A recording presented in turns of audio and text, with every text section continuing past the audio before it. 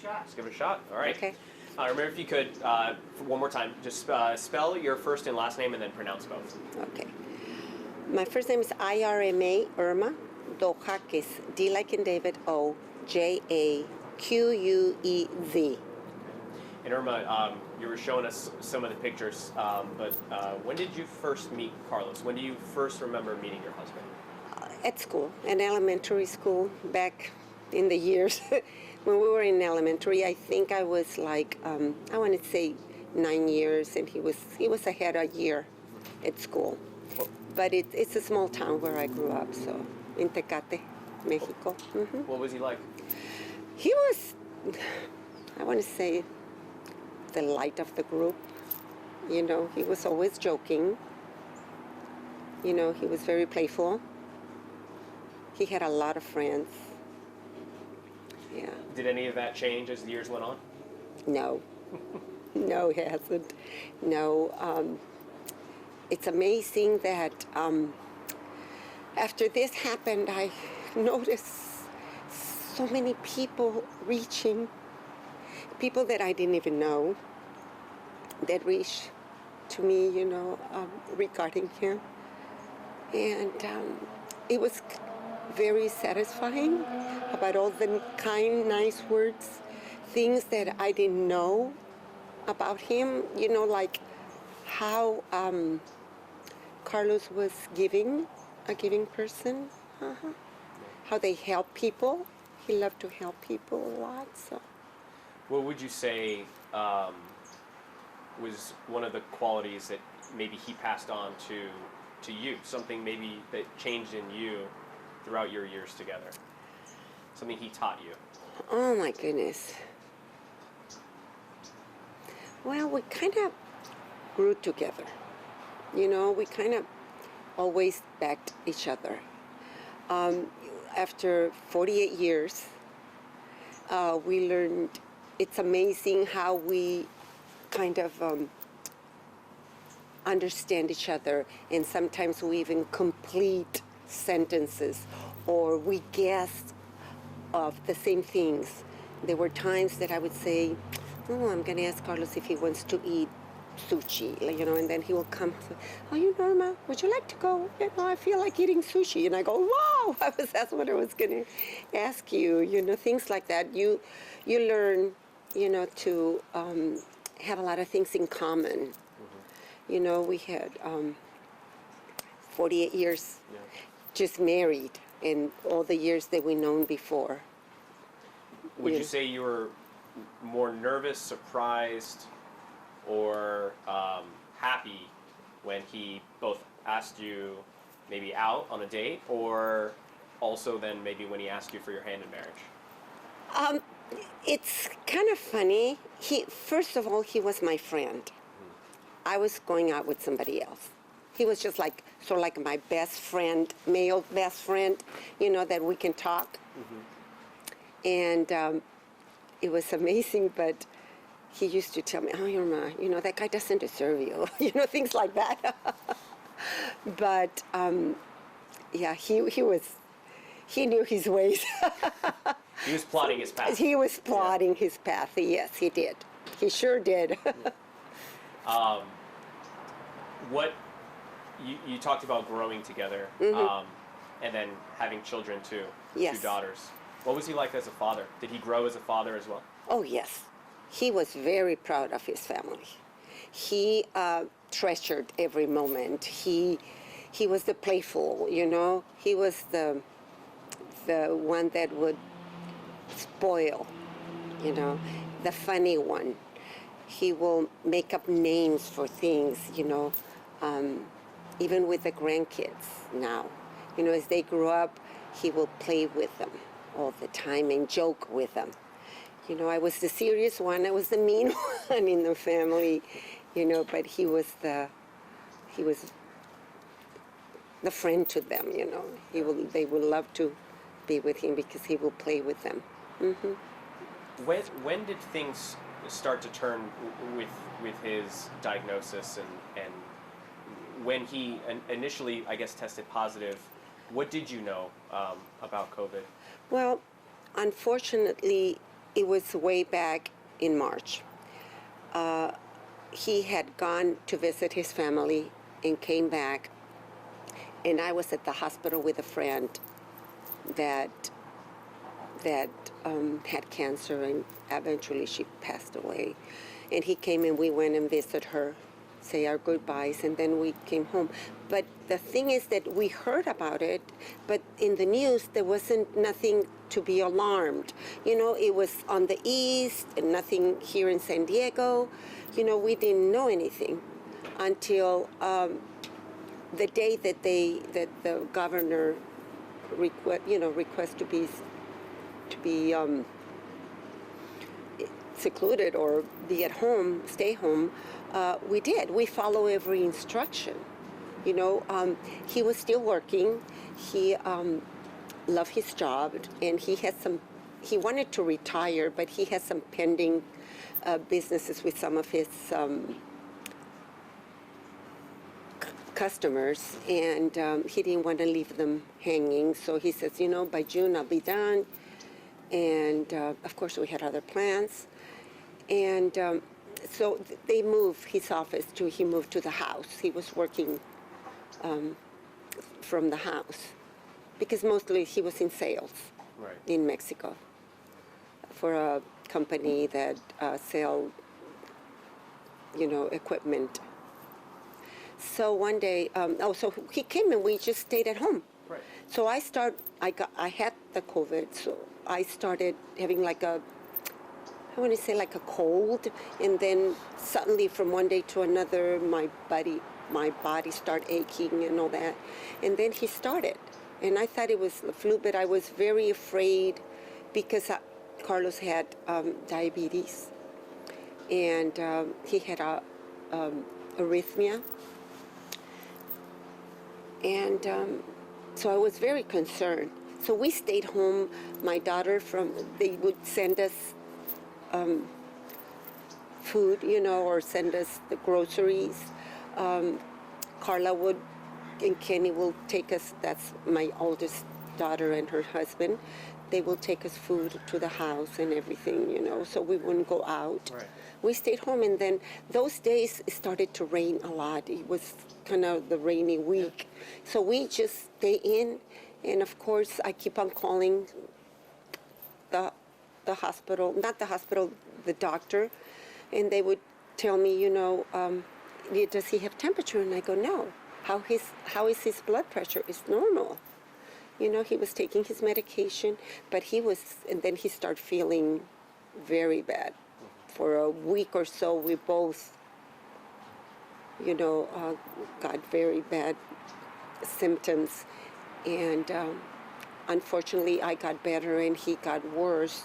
So I kept on calling, and they keep saying, if he doesn't have any temperature and his blood pressure is fine, and can he breathe? And he can breathe. But then we had a very sad turnout at the beginning of April. He went from one day to another.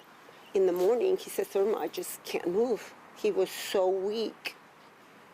And I called again, and I said, I don't know, this is not normal. He's been like this for a while. And they say, well, fortunately, a doctor answered me, not a nurse. So he said, bring him down here to downtown to urgent care, and we will see him. And so I helped him. I had to help him dress. He didn't have any strength at all. And so I fed him a little bit of food. I took some fruit also, just so he will eat something. And we got to urgent care, and of course they didn't let me go in with him. So, and that was the last time that we spoke. The nurse came back and he said, you have to take him to emergency. So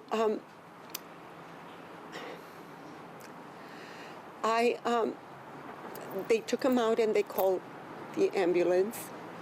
And he was sitting right there. I mean, he was laying down in the ambulance. And I wanted to go there, but they didn't want anybody to get close. So I waited, and then I followed the ambulance to the main hospital. He went in. They wouldn't allow me to get any clothes. So even at that time, I figured that he was going to go in, and they were going to call me. So I took advantage, and I went and bought some groceries. And I go, so I pick him up and we'll go home. So the doctor called me, and he said, the nurse called me, and she says, the doctor wants to talk to you. And I said, okay, I'll be there. So it didn't take me like not even 10 minutes to get there. And they allowed me to go into the emergency room. And then one of the doctors told me, you know, says, by this, Carlos had already called me and says I tested positive. But that was it. You know, when I got in, they had a tube in him, or intubated. And the doctor told me, you have 10 minutes to say goodbyes. I go, what? Yes, he says, you have 10 minutes to say goodbye. And I go, how? You know, and I felt like, I'm sorry, like I wasn't there. Like half of my body wasn't there. I was so numb. And so I waited because it wasn't just the intubation, you know, they were putting all kinds of IVs and all these things that they put on him. You know, they had already put him in a sort of like a forced coma. And so I waited and waited. And I was sort of like in front of where they were working with him. Finally, I got to go in. And I know he was a little anxious because I can still feel him. And I told him, you know, don't worry, don't get excited, you know, because of your blood pressure.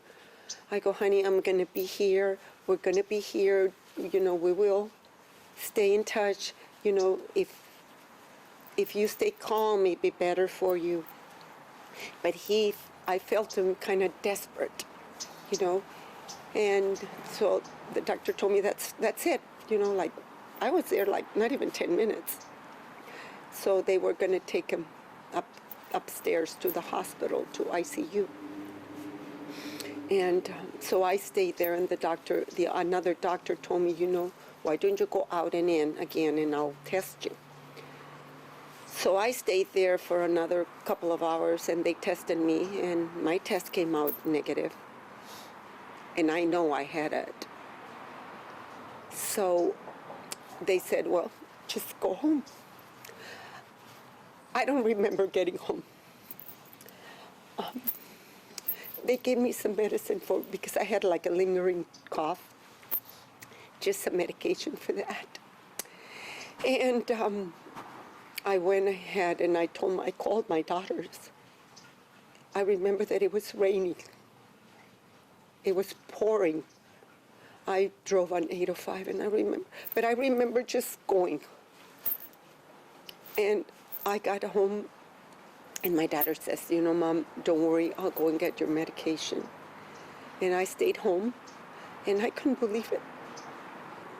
I couldn't believe it. So the following day I called, and they said that he was still in coma, and he wasn't, it was so early that they were supposedly trying everything that they could.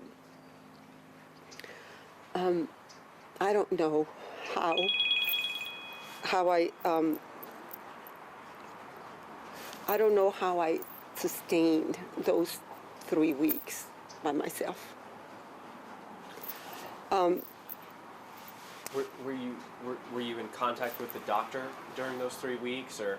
Oh, yes. Yeah. I would call every single day. Yeah. And it got to a point that we had an idea, this nurse, everybody was very nice. And this nurse, one day I go, how is he doing? I would call every shift, a couple of times or 3 times every shift. You know, and this girl told me, and I go, is there any way can I take him a phone, you know, things like that. He says, no. The only thing we could do, you know, he says, I will call you when I'm in his room doing, you know, whatever I need to do, or checking his vitals and all that, you know. And they will put the phone on his ear, and I will talk to him. There were days that I would get up at 4 o'clock in the morning just to talk to him. I never, he never had consciousness again. And there were a couple of times that we were very hopeful because they were doing some tests and he was improving. But then with all his underlying situations, he got worse. And they told me after a couple of weeks, they said that he wasn't improving, that, he had other complications. And he wasn't doing good at all. And I begged the doctor to let me see him. So, and then it was his birthday. And I prayed to God that he wouldn't leave me on his birthday. And then on the 11th of April, and then on the 22nd, it was our anniversary, 48 years. And I was just hoping that it wouldn't happen in those days. And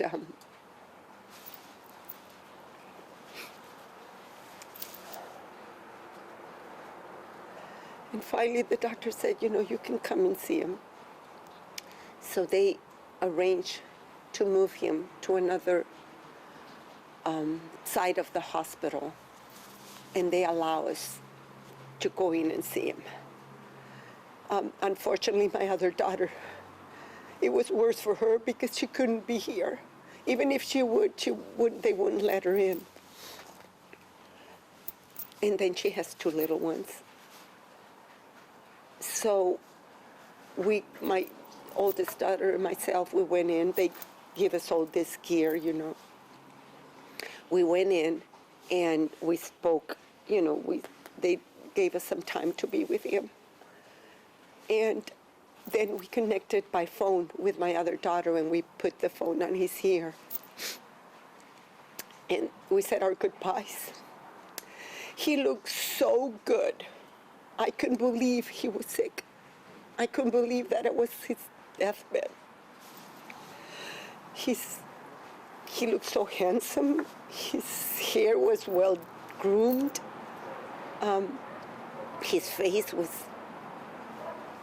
he even had rosy cheeks. His hands as clean and as he was always like that. And so we stayed there. The girls were very, very nice, and they allowed us to stay a little bit longer. He had an opportunity. I called the priest, a friend of mine, and he talked to him.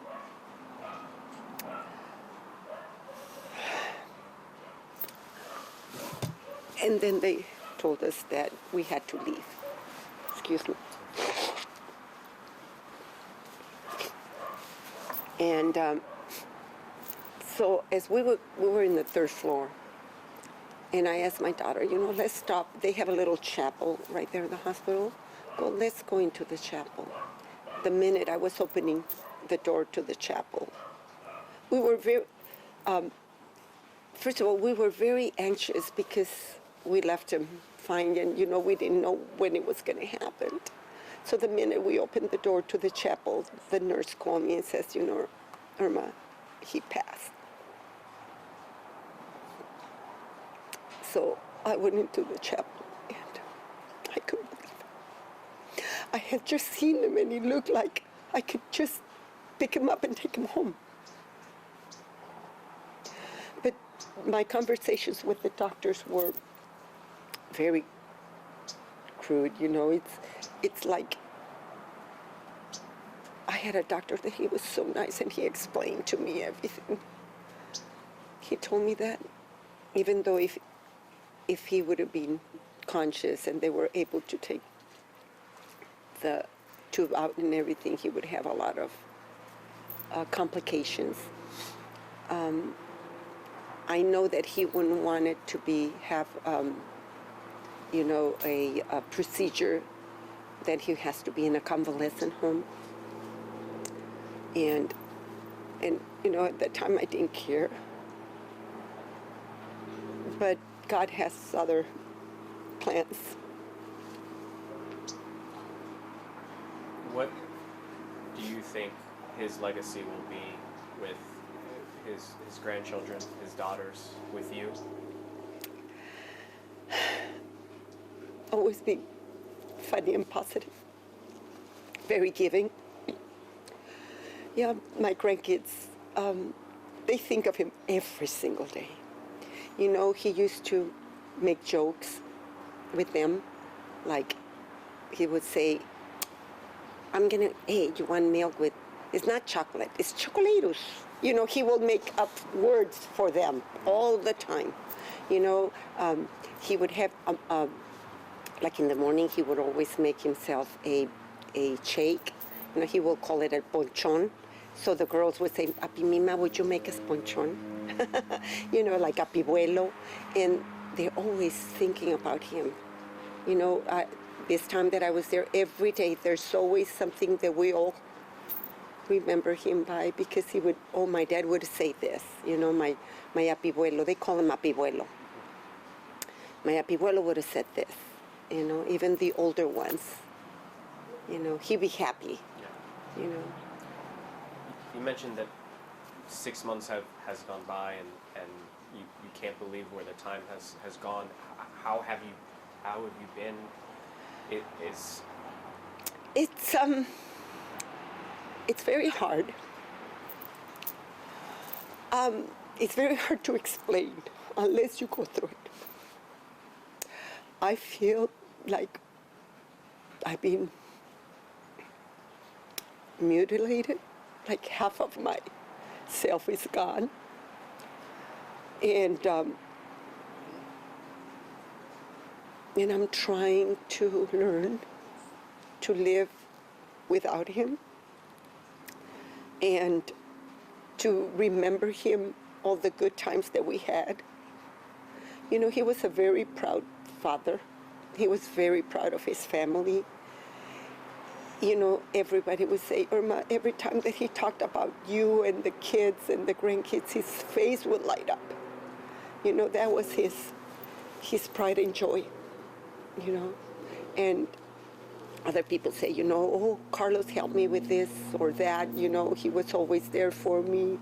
He gave me my first opportunity, or things like that, that it fed my, how should I put it? It would make me feel so good, to know that a lot of people really liked him and loved him. Unfortunately, so many people we know in this country are in your shoes, and not only that, but also maybe didn't get to say the goodbye I know. that they wanted to give. What would be not only your message to the people who are going through this now, but also to the ones who will go through this going forward? It's very hard. We have to stay positive. We have to follow instructions. Please do not disregard.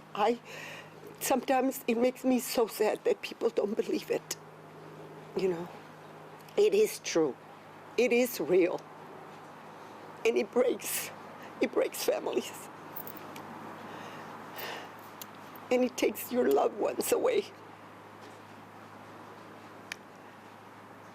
And it leaves everything hanging.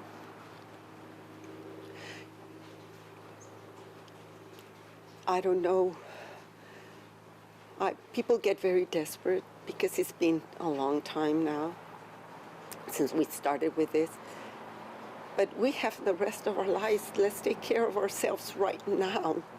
Let's follow the instructions. And if you don't care for yourself, care for other people.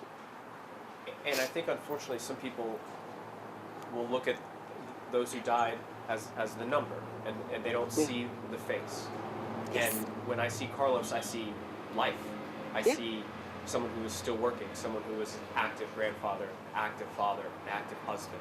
Yes. So this is hurting families with people who have people who are still many more years to live. This is not Exactly. just, as they say, the older people. This is taking people that are full of life.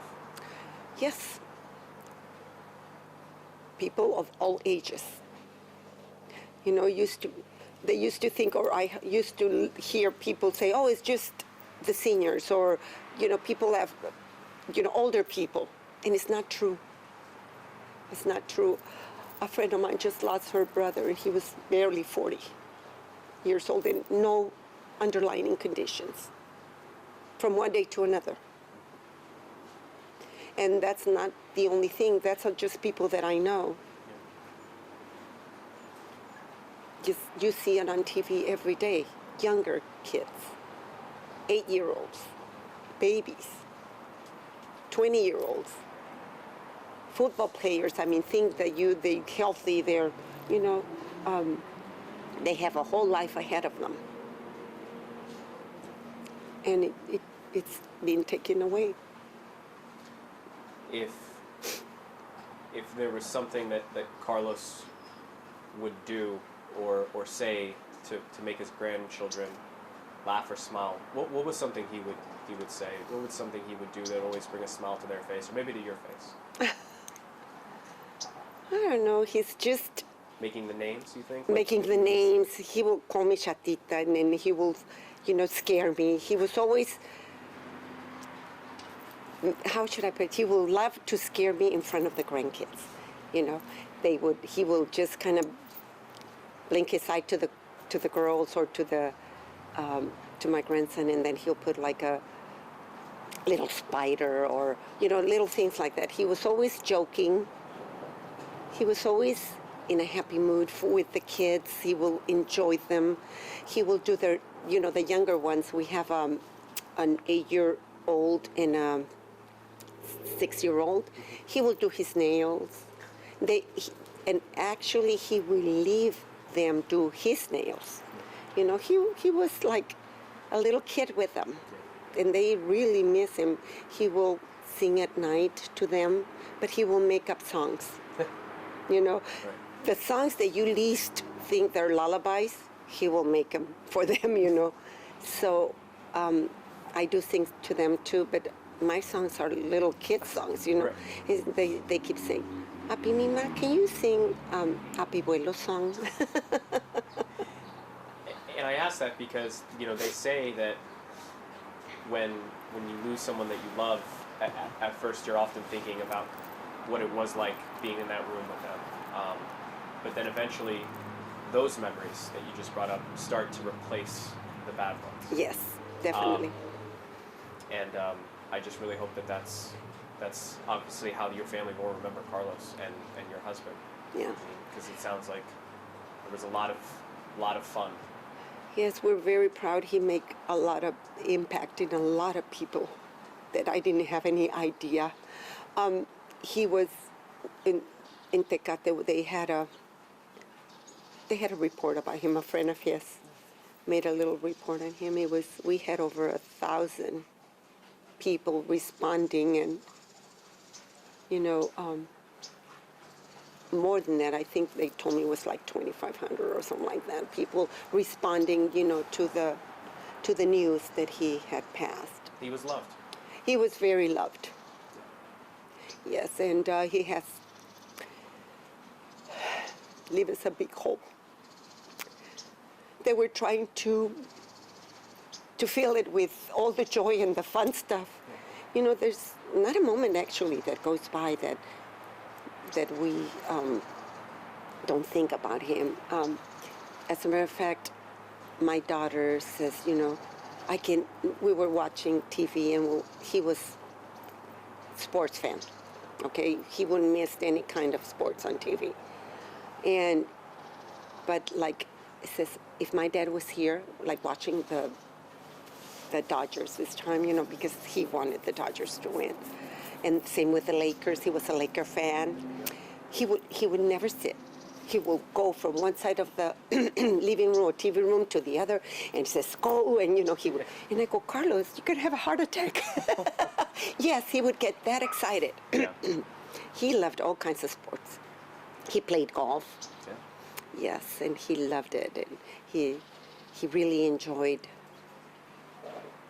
playing and teaching. You know, he got some people.